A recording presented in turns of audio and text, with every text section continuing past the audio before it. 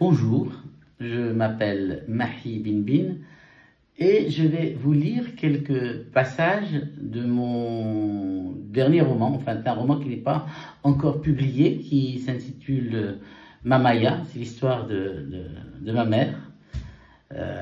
Pour un 13e roman, c'est le moment de parler d'elle parce que j'avais depuis longtemps envie de le faire. Et voilà. M'étant échappé de la pièce exiguë où s'entassaient telles des sardines mes frères et sœurs, poursuivis par des ombres démoniaques, je traversais en courant le patio sans me retourner jusqu'au rideau épais qui servait de porte à la chambre de Mamaya. Et je restais là, silencieux, à demi nu, transi. Je revois encore ce tout petit garçon frissonnant en plein hiver, à cette heure entre chien et loup, où les fantômes retardataires traînent encore dans la pénombre du jour naissant. J'entends son cœur d'oiseau qui bat et ses dents qui claquent. « Qui va là ?» lançait Mamaya, tout en connaissant la réponse. Silence. Y aurait-il un chat qui rôde par ici? Je me demande bien qui cela pourrait bien être. C'est moi, miaulai-je, en glissant la tête à travers l'entrebâillement des rideaux que je ne trouvais jamais du premier coup. Viens mon chaton, viens vite, tu vas attraper la crève.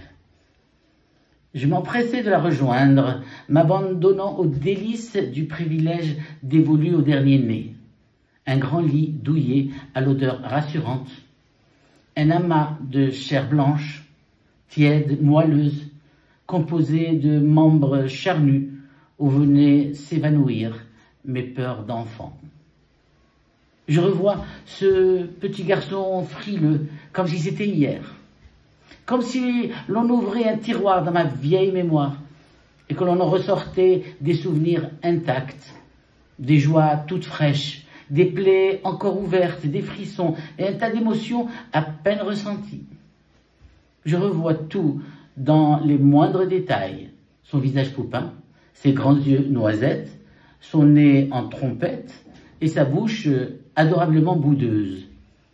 Ses cheveux noirs, frisottant, envahissent son front d'ivoire, ses oreilles et sa nuque, au point qu'un inconnu pourrait aisément le confondre avec une fillette. D'ailleurs, Mamaya ne s'en offusquait pas lorsqu'une passante la complimentait sur le charme de sa petite.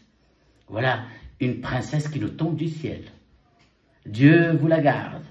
Ma mère se contentait de répondre en souriant. Il s'appelle Sami, c'est mon dernier-né.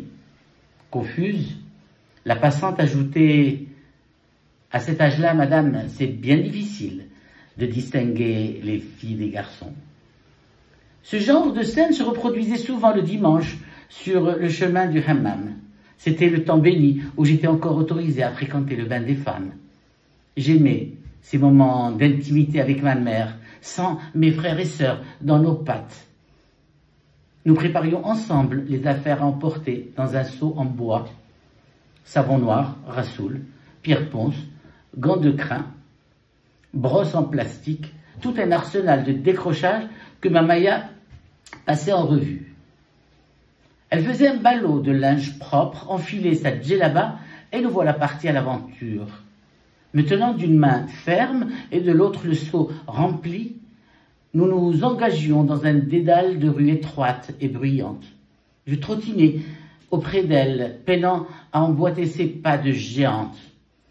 Ma mère était une géante, doublée d'une tigresse, si on avait le malheur de la provoquer.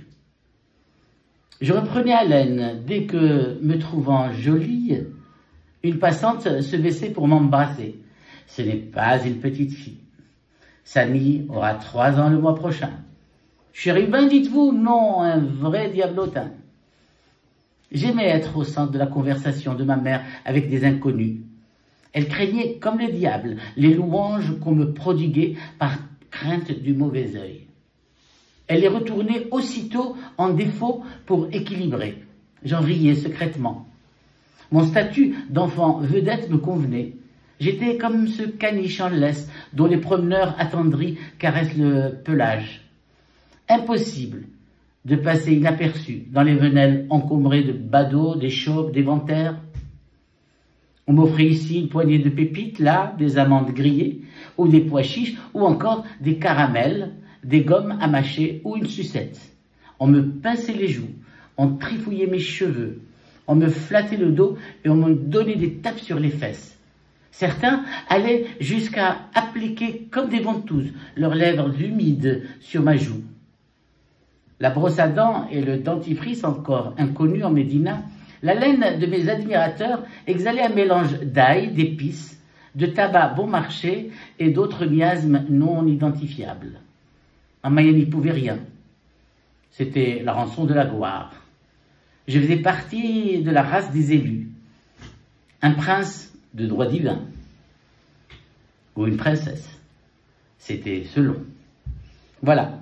Voilà le début du prochain roman à paraître en septembre prochain. Je vous remercie. À bientôt.